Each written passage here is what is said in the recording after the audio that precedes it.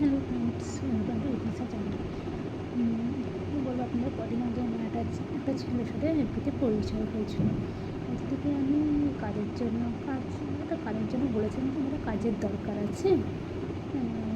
ও আমাকে বলেছিল আমি ফ্লিপকার্টের এইচআর, আমি সেই হিসেবেই বলেছিলাম যে আমার কাজের দরকার আছে। যে আমি আমার ছোটো বেবি আছে, ওকে নিয়ে আমি বাইরে বেরোতে পারছি না, তাই জন্য একটা কাজের দরকার। সে বলেছিল ঠিক আছে, আপনাকে আমি ওয়ার্ক ফ্রম হোম কাজ করে দেবো। আমি সেই হিসাবে বিশ্বাস করেছিলাম, বিশ্বাস করে কথা বলতাম। তারপরে বললো হ্যাঁ তোমার কাজটা হয়ে গেছে। প্রথমে বললো হ্যাঁ এই বললো তোমার কাজটা হয়ে গেছে, তোমার সব মানে দেখবে তোমার ল্যাপটপ মনিটর এগুলো সব তোমার পার্সেলগুলো বাড়িতে চলে আসবে। তারপরে কী একটা ঝামেলা হলো বুঝতে পারলাম না আমি। বললো তোমার মেলটা ক্যান্সেল হয়ে গেছে। বলে ঠিক আছে আমি আবার প্রি অ্যাপ্রুভাল করাবো, যদি হয় তো হবে। এই করে করে করে করে আজ না হয় কাল, কাল না হয় পরশু, এই করে ঘুরিয়ে ঘুরিয়ে 5 মাস আমি অপেক্ষা করিয়েছি। অপেক্ষা করার একটা ভালো বন্ধুত্ব তৈরি হয়ে গেছিলো আমাদের মধ্যে। বিশ্বাস করতাম না। আমার হাজব্যান্ডরা বলেছিলো যে না ও ফ্রড আছে। না ঠিক আছে, ফ্রড নাও হতে পারে, হয়তো এরকম এখনকার দিনে হওয়া। তারপরে আমাকে বললো যে মেল চলছে না, আমি তোমার খাওয়ার টাকা নেই। তাও আমি ওকে মানে মানে টাকা আমার থেকে নিয়েছে, এমন করে নিয়েছে যে একবারে যদি কেউ চায় 10-12 টাকা, তখন সে ধরা পড়ে যায় যে 10-12 টাকা একবারে চাইছে, তার মানে সে ফ্রড। কিন্তু সে আমাদের প্রচুর 70-80। একবার বললো কি আমার টাকা কাউন্টিং করতে পারছি না, টাকা কাউন্টিং গন্ডগোল হয়ে গেছে, 1,500 টাকা শর্ট পড়েছে, তুমি দাও তোমাকে আমি দিয়ে দেবো। আমি সেই হিসেবে 1,500 টাকা ধার করে তাকে দিয়েছি। তারপর সে যখন বুঝতে পারছে, এবার আমার ছোটো ছেলের স্কুলে অ্যাডমিশনের টাইম চলছে, এবার তাকে আমি টাকা চাইছি, এখন সে আমার চাইছি, তখন থেকে সে আমাকে ইগনোর করতে আরম্ভ করে দিয়েছে। ফোন করছে না, আমি করলে করছে এই ওই ধ্যান ত্যান করে না, তোমার টাকাগুলো দে আমার দরকার। করে কথা বলা বন্ধ হয়ে পড়ে দিল। আমি তো কী করবো বুঝতে না পারে আমাকে একদিন ভিডিও কল করেছিল ওর কয়েকটা বন্ধুকে সাথে নিয়ে। তাদের একজনের নাম্বার আমার কাছে ছিল, আমি তাকে কল লাগাই। আমি তার নাম প্রসেনজিৎ বলে একজন ছেলে, তাকে কল লাগাই। যে আপনি অলোককে চেনেন? না, বলছে আপনি কে? বলছি না আপনি বলুন অলোককে চেনেন, আপনার এই নাম্বার একবার আপনি অ্যাড কলে ছিলেন ভিডিও কলে হোয়াটসঅ্যাপে, তাই আপনার নাম্বার আপনাকে কল করুন। বলছে হ্যাঁ অলোককে চিনি। না আপনি কি অলোক কি ফ্লিপকার্টের এইচআর? বলছেন না অলোক তো ফ্লিপকার্টের এইচআর না, ও তো ড্রাইভিং করে। বললাম ও ড্রাইভিং করে। এই এক এক করে এবার যে কটা নাম্বারে আমার ফোন এসছে সব কটা নাম্বারে আমি ফোন করি।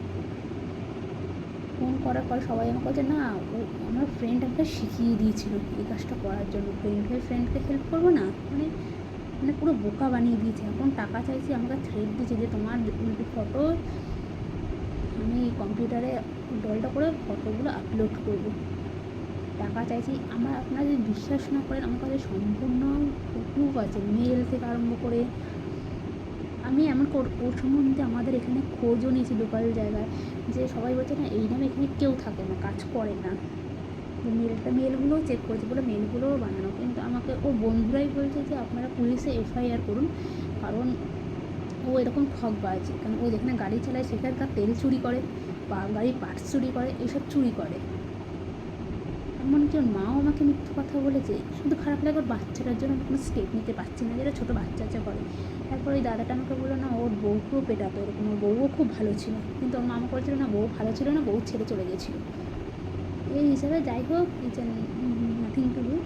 আমি শুধু ওর থেকে যখন এখন টাকা চাইছি, কালকে রাতেও আমাকে থ্রেট দিচ্ছে যে তুমি পারলে আমার থেকে টাকা নিয়ে দেখাও, আমি তোর বাড়ির লোককে প্রত্যেককে ফোন করবো, ফোন করে তোর ছবি পাঠাবো, দেখবো দিদি তোর সম্মানে নষ্ট করবো, তোকে মরতে বাধ্য করবো। আপনারা যদি আমার থেকে প্রুফ চান, এই ছেলেটার থেকে সাবধানে থাকুন। এই ছেলেটা পুরো ফ্রড, এইভাবে সব মেয়েদেরই ফাঁসায়। আপনি যদি এরকম তার ছবি বা আমার কাছে কিছু প্রুফ চান, আমি সব দিয়ে দেবো, সমস্ত কিছু আমার কাছে অল এভিডেন্স আছে তার সম্বন্ধে। সে হয়েছিল আমি কিছু করিনি, কিন্তু আমার কাছে সব এভিডেন্স আছে, সবার নাম্বার আছে, যে কটা নাম্বার থেকে ফোন এসেছিলো তাদের SMS কল রেকর্ড, আমাকে সে যেই সব নাম্বারে মেল করেছিল সেই মেলগুলোর সমস্ত প্রুফ আছে, যে কত টাকা পাঠিয়েছি না পাঠিয়ে সমস্ত প্রুফ আছে। এবার আপনারাই বলুন আমি কী করবো এখন। আমি বাড়ির জন্য আমি বেশি এফআইআর করতে পারছি না, কারণ বালির একটা সম্মান আছে, এই ভেবে আমি করতে পারছি না। আপনারা যদি তার ছবি দেখতে চান আমাকে কমেন্টসে জানান, আমি তার ছবি আপনাদের দিয়ে দেবো। এর থেকে সাবধান থাকুন প্লিজ। ভালো লাগলে ভিডিওটা শেয়ার করবেন, কমেন্টস করবেন। আমাকে কী করা উচিত এখন আমি বুঝতে পারছি না কী করা উচিত, আমার মাথা ঠিক নেই। ওকে অনেকভাবে সাহায্য করেছিলাম, আমার বিশ্বাসের সুযোগটা নিয়েছি। এবার প্লিজ জানান কী করবো।